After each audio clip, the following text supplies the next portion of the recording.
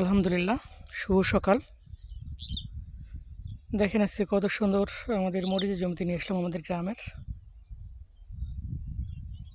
এটা আমার এক কাকার জমি।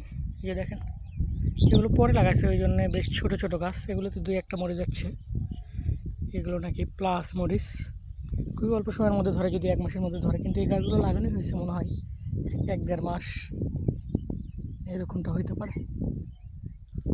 ধান দেখেন কত সুন্দর হয়েছে, মার্শাল্লাহ। ধানে কিন্তু হেল ধরেছে। এগুলো 1 মাসের মধ্যে কিন্তু ধান পেকে যাবে, ঠিক আছে, মার্শাল্লাহ।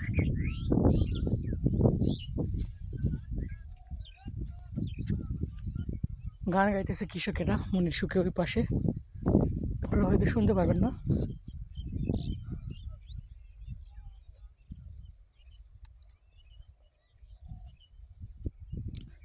দেখেন কত সুন্দর জমি, যত দূর চোখ যায়। শত শত বিঘা, 400-500 বিঘা, 1000-2000 বিঘা এখানে ধানের জমি আছে, অত দূর চোখ যায়। ওইদিকে মুরাদপুর, দুখুরিগাঁও পর্যন্ত, এইদিকে নন্দগাঁও পর্যন্ত, ঠিক আছে।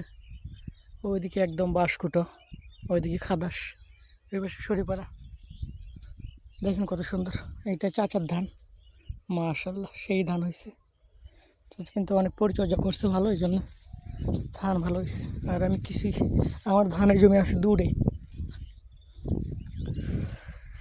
তো ধানের জমিতে ঘুরতে আপনাদের কেমন লাগে অবশ্যই কিন্তু কমেন্ট করে জানাবেন বন্ধুরা।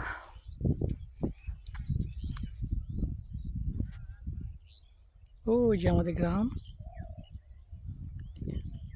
টাটা।